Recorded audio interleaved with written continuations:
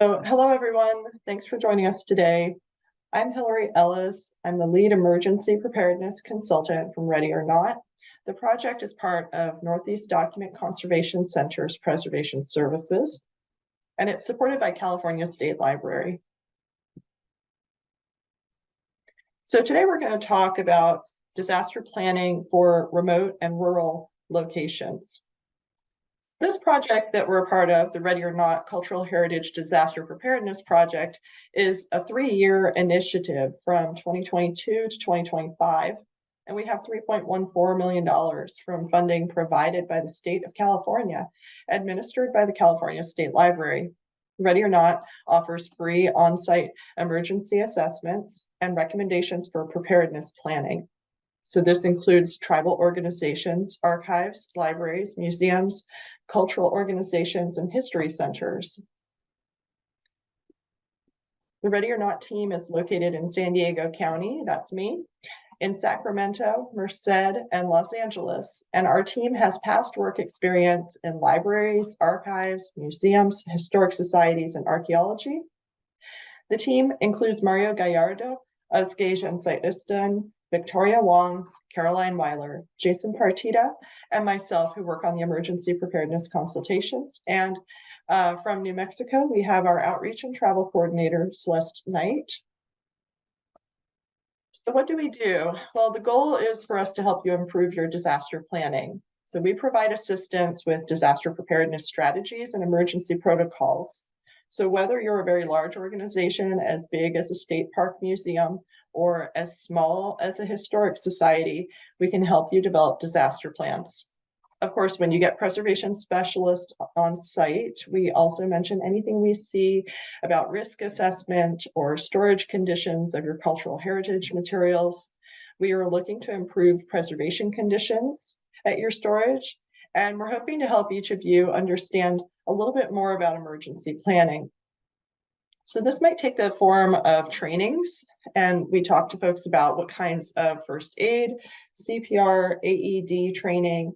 It might also be things like fire drills, earthquake drills here in California, preparing for how to salvage materials in advance so you know how to respond if all of your paper-based materials were wet. And we also offer toolkits. So we are sending templates and resources along with our best practices recommendations. We like to tell people exactly what type of disaster plan they might feel is suited to the size of their organization. And so we try and offer some templates as examples of that are easy for you to fill in and get started there. On each site visit, the emergency preparedness consultant meets with staff and volunteers at an organization. We assess disaster risk for your region, the site of the building, the cultural heritage materials, and for the people. And this photo here from Malky Museum is in Banning, California. It's located on the Morongo Indian Reservation, and it's a separate entity, a museum that operates independently from the tribal administration. Our consultation encourages the organization to gather a team of people to write their disaster plan.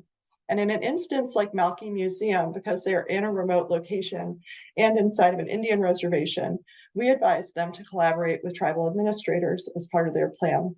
So even though they're a freestanding entity, we want them to involve the other people in their community that might help them. Our consultants don't write the plan for them. The disaster planning process itself is crucial to disaster preparedness. It encourages communication, documentation, and collaboration, which is what we encouraged here. And all of those are important skills for successful disaster response. They're going to know better than I do what the resources are that are available to them in case of a disaster, and if there are any emergency responders that they can use in case of a fire or an earthquake or an emergency. We observe what an organ is currently practicing and what they need to do to improve their emergency preparedness. And we also help small organizations understand risk assessment for archives and cultural heritage materials. So that might include things like integrated pest management, documenting water leaks or incidents, and monitoring temperature and humidity conditions in storage. After the visit is complete, we offer an assessment report, and our Ready or Not consultant is available to answer questions and follow up on how the organization is doing with disaster planning. And in California, we keep an eye on wildfire season. We do try and follow up with people if we know that wildfire is approaching their location and ask them if we can offer them any advice or help in terms of offering them additional resources. So we're kind of always alert to what's going on in our state. On the day of the site visit, our emergency preparedness consultant meets with the organization's staff or volunteers. The consultation includes an interview and discussion with questions about current practices. We also ask about past incidents. So how did staff respond if there was a burst pipe or a flooded basement? In the second part of the visit, the group walks through all the cultural heritage or archive storage areas and other areas of the building, including exhibit displays. And this photo from Imperial Valley Desert Museum in Ocotillo, California is great. It shows the materials that are from the Kumeyaay people along the border of California and Mexico. And this is in a very remote desert location that's fairly isolated.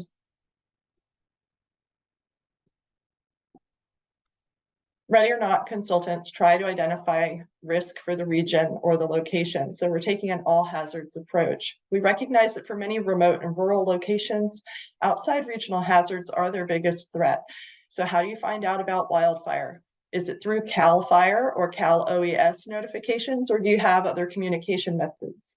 And we heard about an example of this when we were up north in Redding, California area in the forest called Cowboy 911. Ranchers let each other know if brush fires or forest fires are approaching and getting close to neighboring land.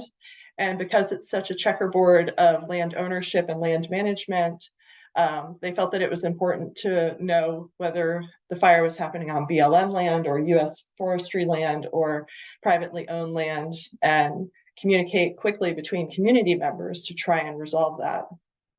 In the Eastern Sierras, neighbors would follow emergency alerts and road closures on ham radio, and word of mouth would be used to make sure that people knew that they needed to evacuate because not everyone would have cable TV or internet.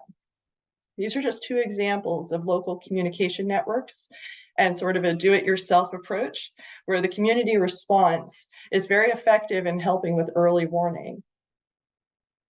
Our consultants also assist with risk assessment for cultural heritage materials. So once we're inside and thinking about risk assessment from the museum or cultural center perspective, we're talking to them about integrated pest management, monitoring their environment.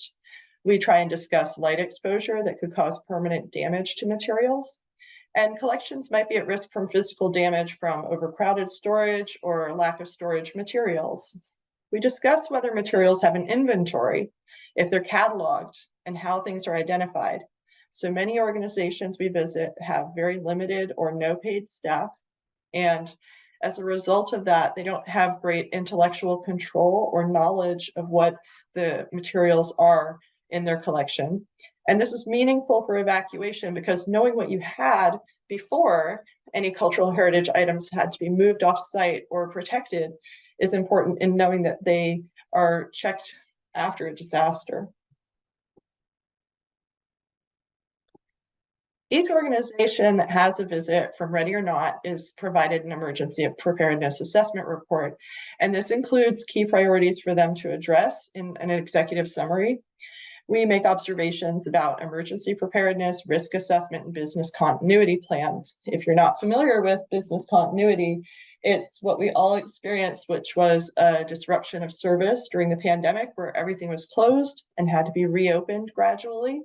And having a plan in place that directly describes who's in charge of things like operations or communications or checking on the cultural heritage materials or occasionally driving by the building outside to see if it's still okay.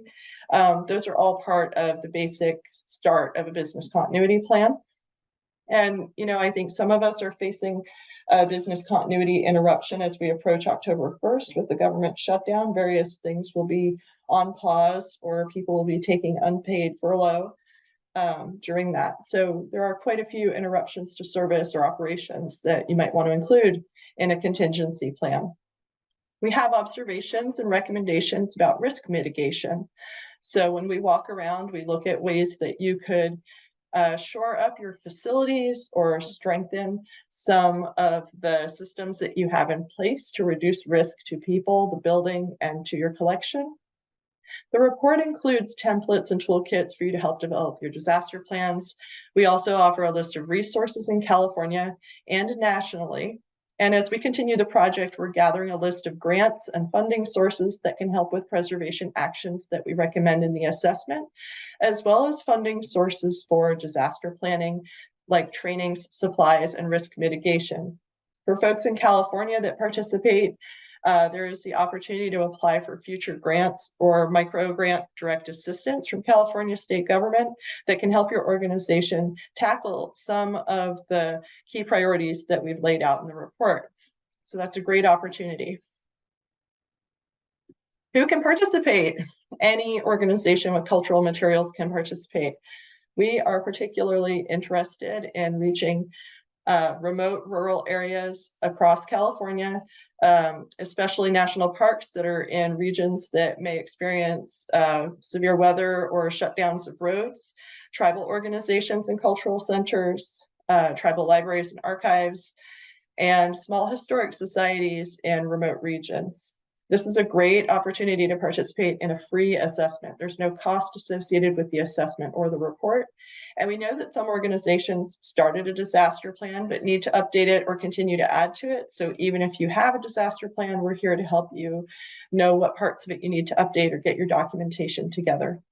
And you can see our map here. We have pinpoints for places we have on our cultural heritage organization list in California. We have the ambitious goal of reaching around 600 site visits in the 3-year project. So we send people out every week to 4, 5, 6 places a week, as many weeks of the year as we can. So I want to thank you for joining us for the info session, and I'm going to turn my camera on here. This is our contact information if you're interested in scheduling a consultation. And I welcome any questions. You guys can unmute yourselves and ask, or you can put them in the chat and I'll try and answer anything that you have.